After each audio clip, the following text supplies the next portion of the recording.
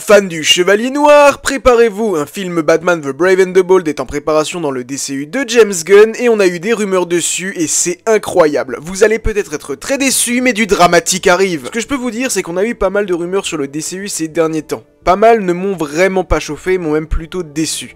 Mais celle-ci, pour le coup, c'est plutôt pas mal. Alors vous savez comment ça se passe. Avant qu'on rentre dans le vif du sujet, je vous invite à vous abonner, à laisser un pouce et à activer la cloche pour ne manquer aucune des prochaines sorties à venir sur cette chaîne. Comme je vous l'ai dit, un nouveau reboot de Batman est en préparation dans le DCU de James Gunn. Ce reboot, c'est Batman The Brave and the Bold. Récemment, on avait eu des rumeurs de casting nous indiquant que Glenn Powell avait été casté en tant que Batman. De son côté, lui a récemment déclaré qu'il n'avait pas eu de conversation avec James Gunn et Peter Safran et que pour l'instant, son inclusion dans le DCU n'était pas prévue. Alors il se peut très bien qu'il mente, parce que pour rappel, là où ça nous avait mis la puce à l'oreille, c'est qu'il avait commencé à suivre sur Instagram le réalisateur Andy Muschietti, en plus d'avoir commencé à suivre James Gunn et DC. Mais en tout cas, on n'est pas là pour parler de rumeurs de casting, mais pour parler de l'histoire de Batman dans ce DCU, et plus précisément même de l'histoire de Robin. Parce qu'en fait, justement, dans ce DCU, ce qui est très intéressant, c'est que pour la vraie première fois, parce que j'exclus Batman et Robin, nous aurons le duo iconique qui sera au cinéma. Parce que là, contrairement à la trilogie de Nolan ou au film The Batman de Robert Pattinson, nous aurons un Batman qui sera intégré à un univers fantastique. Le Batman qui se rapprochait le plus de cette idéologie était le Batman de Ben Affleck. Malheureusement, vous le savez, son film n'a pas vu le jour puisque l'univers de Snyder n'a pas été continué. Triste pour Ben Affleck qui en plus divorce de Jennifer Lopez.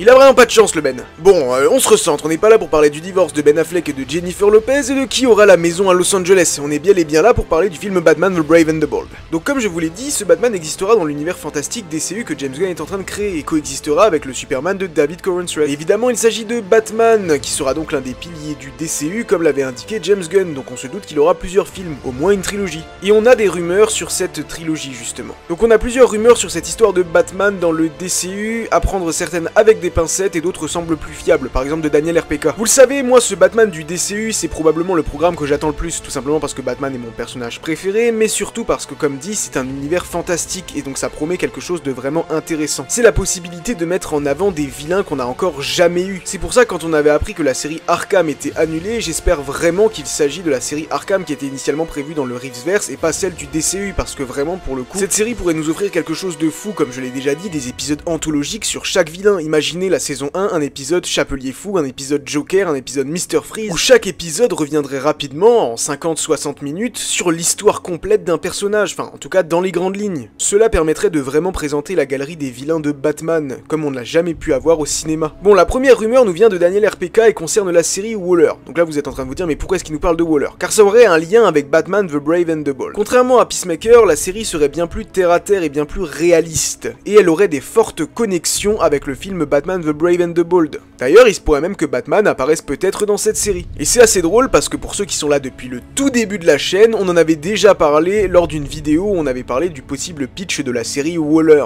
De plus, il se pourrait qu'un vilain de l'univers de Batman soit présent dans cette série, encore une fois, à prendre avec des pincettes. Le vilain, vous le connaissez bien, puisque c'est celui que Batman devait affronter dans le film The Batman de Ben Affleck, puisqu'il s'agit du personnage de Deathstroke, qui sera bel et bien reboot. On le sait, ça a déjà été confirmé, mais Joe Manganiello ne reviendra pas pour jouer Deathstroke. C'est peut-être mieux parce que même si je n'y crois plus du tout, je préfère qu'on laisse une petite porte ouverte quand même au Snyderverse, on ne sait jamais de quoi l'avenir sera fait, donc reprendre Joe Manganiello m'aurait vraiment emmerdé. Cette série Waller avance très vite, et à mon avis va commencer son tournage en 2025 et sortira très probablement dans l'année 2026. Et pour rappel, dans une vidéo précédente, on avait évoqué le fait que le film Batman The Brave and the Bold serait l'un des prochains à obtenir le Green Light. Il commencerait son tournage dès l'année prochaine et sortirait en 2027. Donc en 2026, on aurait The Batman Partie 2 et en 2027, on découvrirait le Batman du DCU dans The Brave and the Bold, titre qui pourrait encore changer, on ne sait pas. Et ce film va mettre en avant la Bat Family, c'est comme ça qu'il a principalement été vendu, la présence de Damian Wayne Robin et probablement de Dick Grayson Nightwing. Et je suppose que l'on aura également la présence de Barbara Gordon. Jason Todd, lui, pourrait arriver un petit peu plus tard.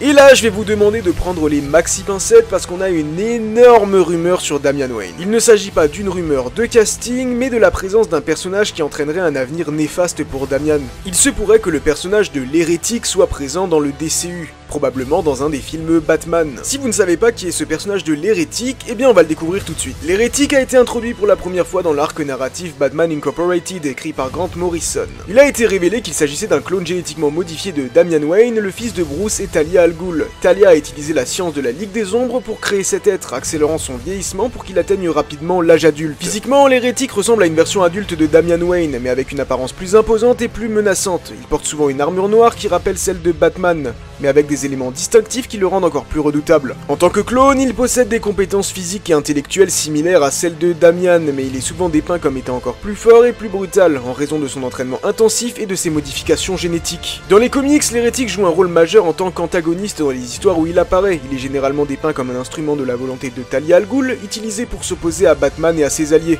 Mais son conflit principal est souvent avec Damian Wayne, son original, créant une dynamique complexe entre les deux personnages. L'hérétique se distingue par sa violence et son absence totale de compassion, ce qui le rend particulièrement dangereux. Et justement, là où ça ferait le lien avec le DCU, c'est que l'un des moments les plus marquants de l'hérétique dans les comics est lorsqu'il tue Damian Wayne lors d'une confrontation. Et cet acte a un impact profond sur l'histoire et sur Bruce Wayne, intensifiant leur conflit avec la Ligue des Ombres. Cependant, comme beaucoup d'éléments dans les comics, la mort de Damian n'est pas permanente et il est plus tard ressuscité grâce à la science de la Ligue des Ombres. Et justement, la rumeur nous rapporte que dans le DCU, Damian finirait par mourir des mains de l'hérétique. Alors on ne sait pas si dans cet univers il sera ressuscité ou non, ou s'il restera bel et bien mort, mais en tout cas c'est intéressant, et si ça devait arriver, je pense que ça arriverait plutôt dans le chapitre 2. Et justement, si cette histoire est vraie, c'est là qu'on va voir l'importance également du personnage de Jason Todd, où vraiment il y aura un lien entre les deux. C'est pour ça que ce serait vachement intéressant justement de faire un film Under the Red Hood, où on verrait justement Batman qui combat ses anciens démons et sa plus grande erreur, la mort de Jason Todd. Il chercherait à tout prix à éviter que cela se reproduise, mais n'y arriverait pas, échouerait et Damian finirait par mourir. C'est clair, il y a clairement un truc à faire.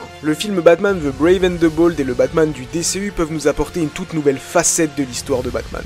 En tout cas, on sent vraiment que la Ligue des Ombres aura un impact important dans ce DCU, et encore une fois, certains éléments semblent être vraiment repris de l'univers d'animation du DCAMU, la présence de Damian Wayne, la présence de l'hérétique. En plus d'avoir lu un maximum de comics de New 52 et de Grant Morrison, on sent évidemment qu'il puise son inspiration de cet univers d'animation. J'ai vraiment hâte d'avoir plus d'informations sur ce film Batman, et n'hésitez pas à me dire dans les commentaires ce que vous pensez de ces différentes rumeurs, et on se donne rendez-vous très bientôt à Gotham City.